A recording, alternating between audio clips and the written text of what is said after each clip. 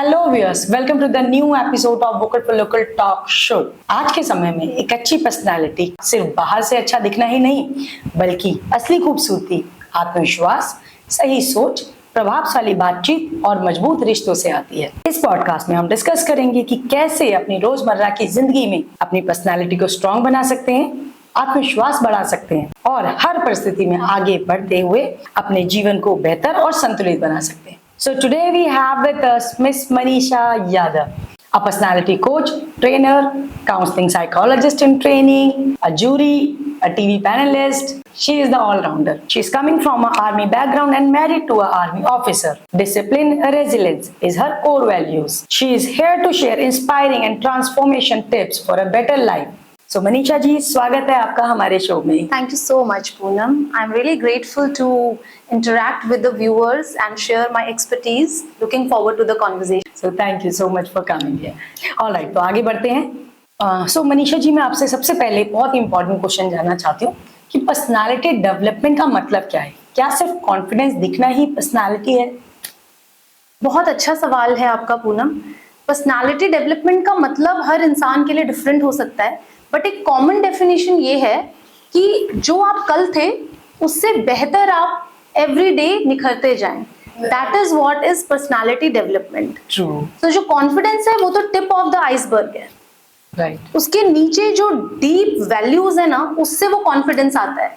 ना कि confidence achieve करना इज नॉट योर पर्सनालिटी। या कॉन्फिडेंस आ जाता है, वो तो बाई प्रोडक्ट है।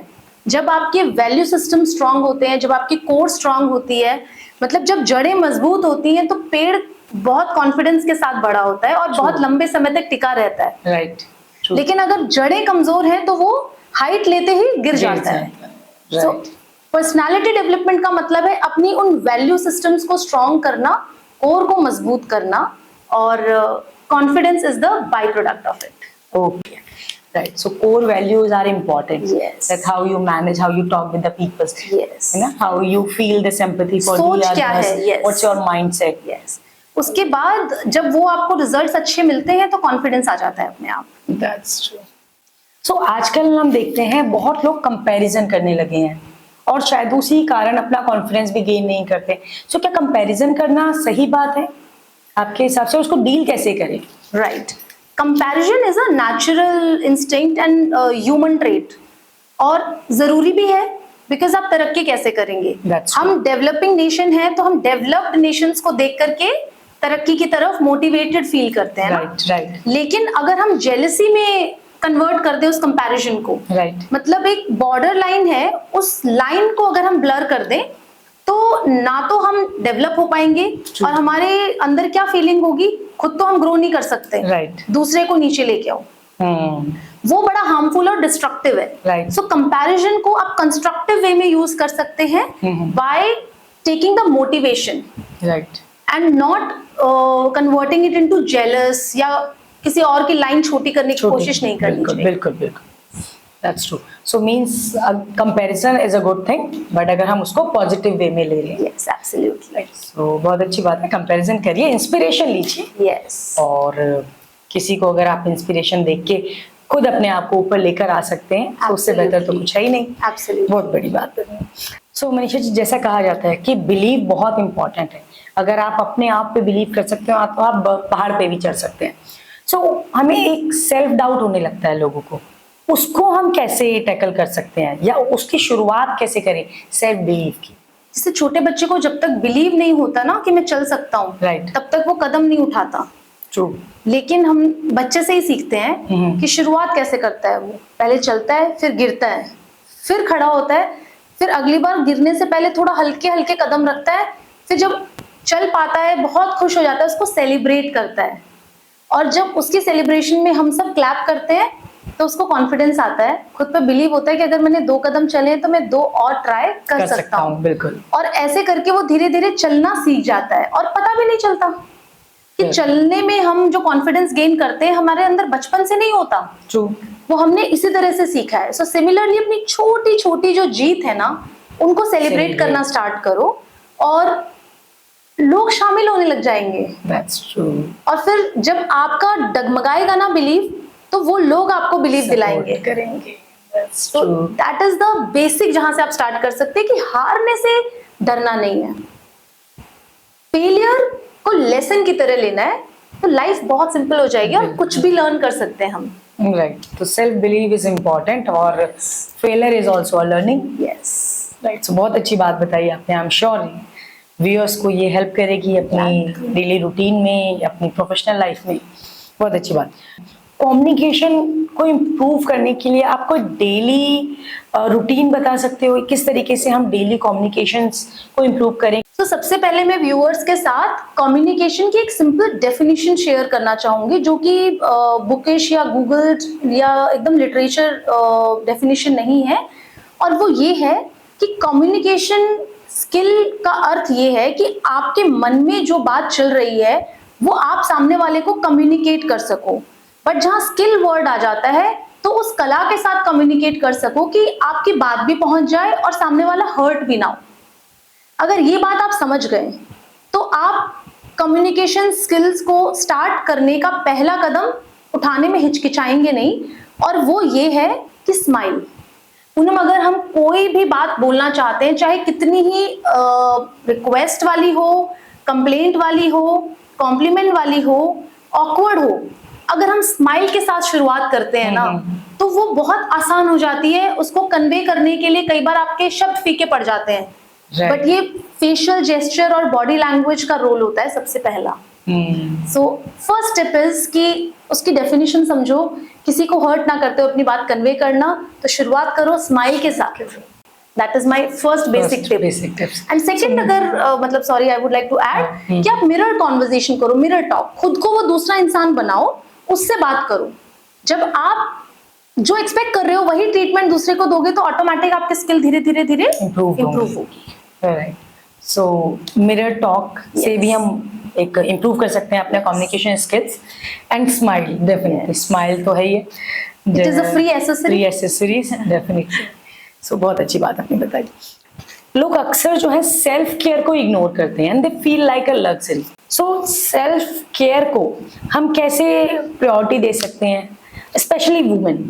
सो आप उन वुमेन से क्या कहना चाहते हैं कि self care is also important? Yes, बहुत अच्छा वर्ड आपने सेल्फ केयर के साथ यूज किया, लग्जरी। सेल्फ केयर लग्जरी नहीं है, it's a need, it's a necessity. जो इसको लग्जरी समझ के ट्रीट करते हैं वही फिर हेल्थ इश्यूज फेस करते हैं फ्यूचर में।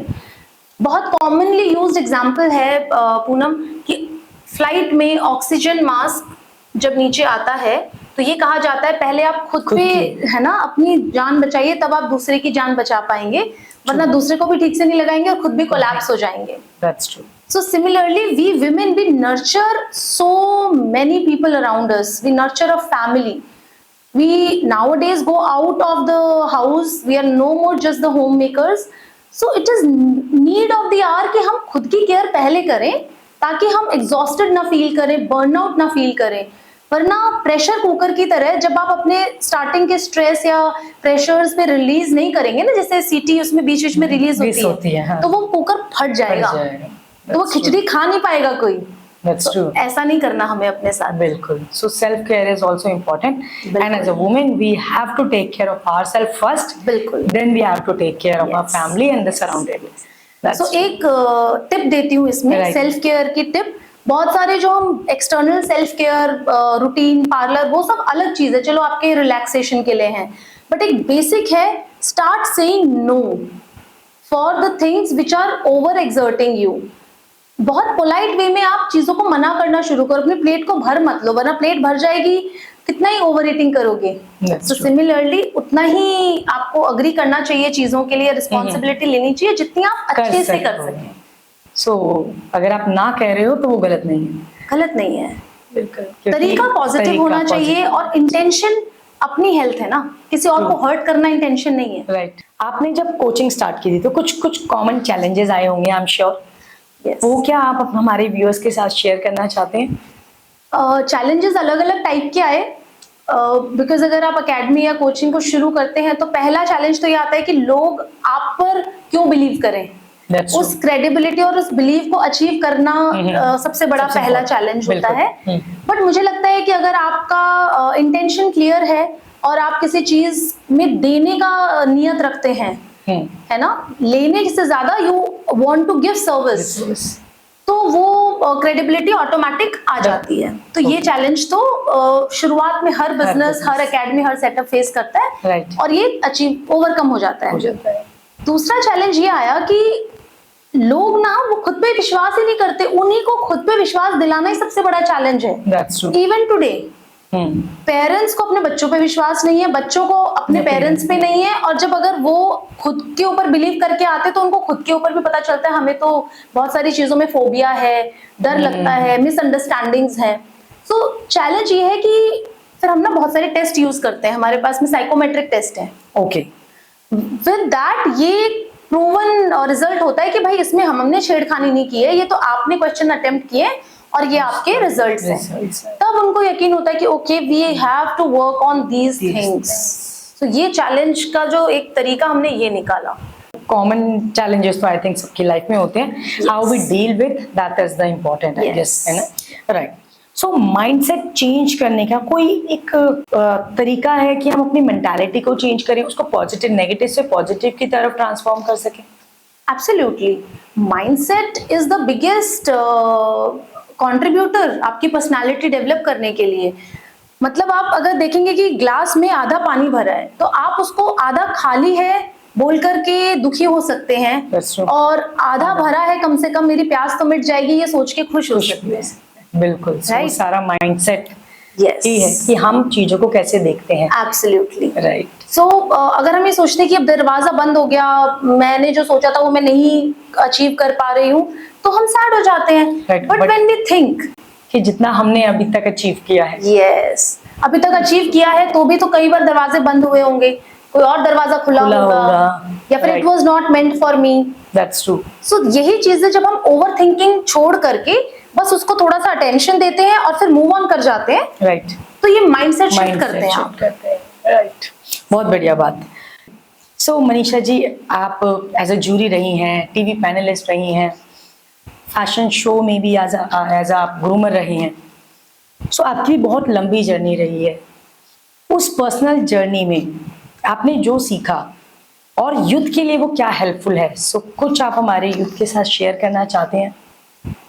Thank you for such beautiful questions Poonam. I would love to share with the youth जो भी मैंने जर्नी अपनी लाइफ की अब तक professionally, personally I have lived as army wife also, I have seen challenges and overcome those. तो मुझे लगता है कि सबसे बड़ी लर्निंग ये है कि we are life long learners. Learning कभी बंद ही नहीं होनी चाहिए, ना बंद हो सकती है। अगर आपने ग्रो करना बंद कर दिया, देखो पत्ते झड़ते हैं फिर नए पत्ते आते हैं, ये पेड़ जब तक जीवित है, जब तक जड़ से हट नहीं जाता ना, तब तक का उसका सर्कल यही चलता रहता है, ये साइकिल चलती रहती है। और जिस दिन शायद वो मना कर देता है इस साइकिल को, मैं बर्दाश्त नहीं कर सकता, उस दिन वो बूढ़ा हो जाता है, गिर जाता है, मर जाता है। बिल्कुल। सो जिस भी दिन, चाहे आप 25 साल के हों, चाहे आप 35 के हों, चाहे 60 हो, चाहे 100 हो, जिस दिन आपने डिसाइड कर लिया I know it all and I don't want to learn any more, उस दिन आप बूढ़े हो गए, उस दिन आपकी ग्रोथ स्टॉप है। फिर आप हैप्पी बर्थडे वैसे मना लो बट आप ग्रो कर नहीं रहे हो। सो ये मेरी सबसे बड़ी लर्निंग है।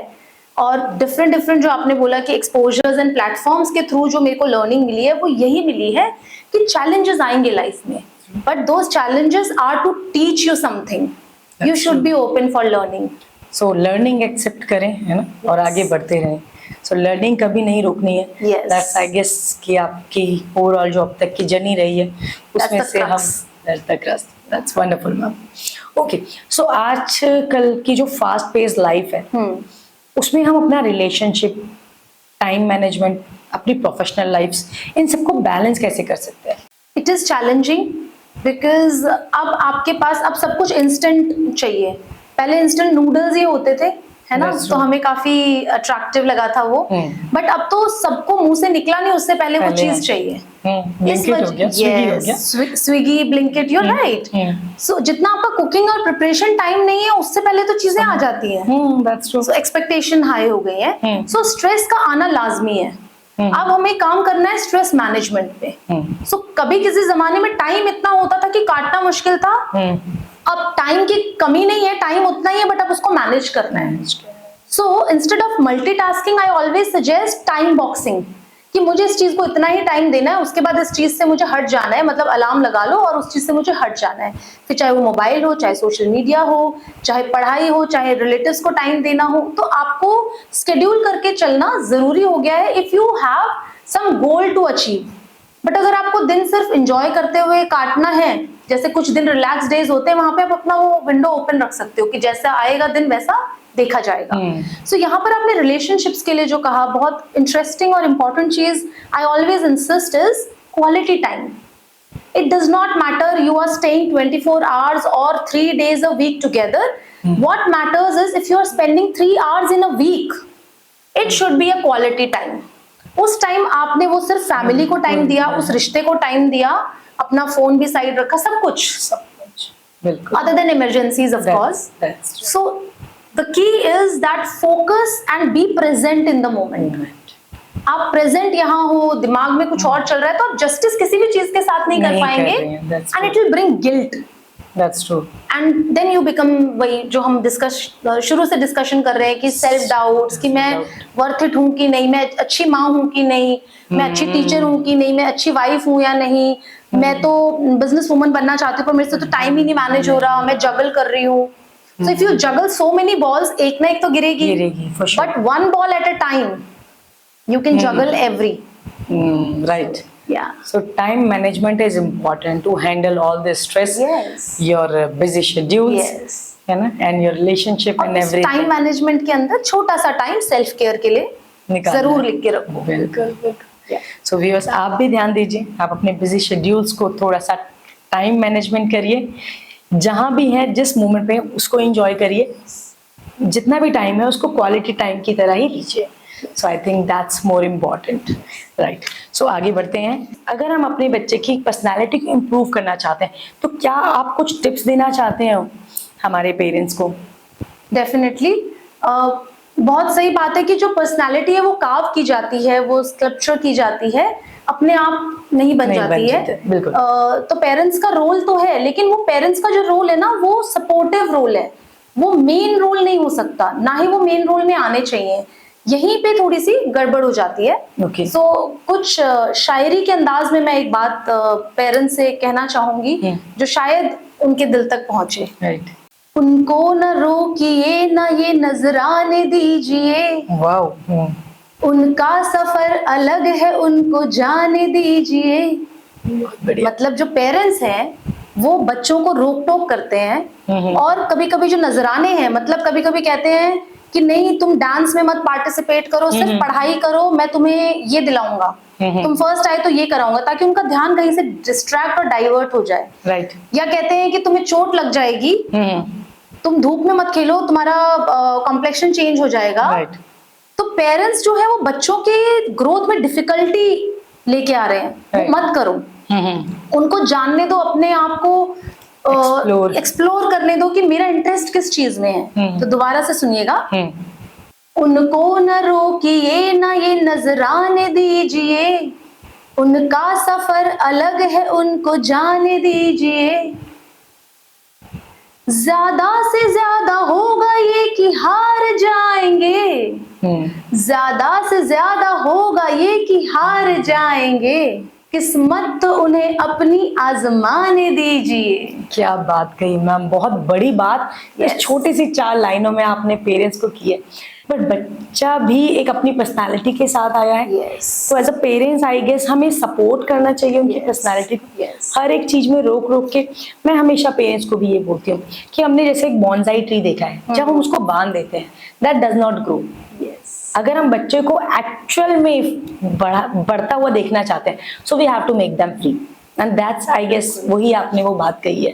तो बहुत अच्छी बात है। तो पेरेंट्स आप भी ध्यान दीजिए, जितना आप बच्चों को रोकोगे वो सीमित रहेंगे, ग्रो नहीं करेंगे, उनका कॉन्फिडेंस डाउन होगा। और हर बच्चा एक अलग फूल है, राइट, उसकी अलग खूबसूरती है। आप हर फूल को गुलाब नहीं बना सकते। सो अपने बच्चे की खुद की पर्सनालिटी देखिए, उसका क्या इंटरेस्ट है, उसके हिसाब से उसको सपोर्ट कीजिए। बहुत अच्छी बात, बहुत बढ़िया बात। सो अब हम आगे बढ़ते हैं अपने रैपिड फायर सेगमेंट में, जहां हम छोटे छोटे क्वेश्चन पूछते हैं और छोटे ही आंसर एक्सपेक्ट करते हैं। राइट। सो पहला इंप्रेशन इंपॉर्टेंट होता है, या फिर लॉन्ग टर्म कन्वर्सेशन? जो फर्स्ट इम्प्रेशन है वो ट्रेलर की तरह है, और लॉन्ग टर्म इम्प्रेशन जो है वो मूवी है। सेल्फ कॉन्फिडेंस को बढ़ाने का सबसे आसान तरीका? Mirror talk. That's good. What is the important habit that we should, implement in our daily routine? Be grateful. Gratitude, morning से जैसे उठते हैं तो नेचर, गॉड को ग्रैटिट्यूड, दिन में जितने लोगों से मिले उनको ग्रैटिट्यूड, थैंकफुल होना हर चीज के लिए। That's perfect. Okay. फियर को कैसे हैंडल करें? Take it as a lesson. Personality को सबसे जो चीज अट्रैक्ट करती है वो आपकी स्माइल है या आपकी माइंडसेट है? फर्स्ट इंप्रेशन में स्माइल और लॉन्ग टर्म में माइंडसेट। That's perfect. अपने आप को एक्सेप्ट करना बिना परफेक्शन के, क्या ये सही है या नहीं? Nobody is perfect. We should not chase the perfection. We should chase the growth. Right. और आपके लिए ग्रोथ का क्या मतलब है? ग्रोथ का मतलब है जड़ें मजबूत होना और फिर ऊपर बढ़ना। वरना जैसे मकान, बिल्डिंग्स जो हैं, अगर उनका पिलर स्ट्रांग नहीं है, बेस स्ट्रांग नहीं है, तो कितनी ऊंची बनाओगे इमारत, वो गिर जाएगी ना। That's true. तो वैल्यूज पे काम करना। ओके। आपका फेवरेट क्या है, किताबें पढ़ना या पॉडकास्ट सुनना? अच्छी है किताबें पढ़ना शायद, पॉडकास्ट शॉर्टकट है, बट मुझे पॉडकास्ट पसंद है। बहुत बहुत शुक्रिया मनीषा जी, आपने बहुत अच्छी बातें हमें शेयर करी। माइंडसेट को किस तरीके से हमें पॉजिटिव रखना है, फेलियर से हमें घबराना नहीं है, स्माइल कितनी इंपॉर्टेंट है हमारी पर्सनालिटी में, टाइम मैनेजमेंट कितना इंपॉर्टेंट है, वो सब आपने हमें बताया।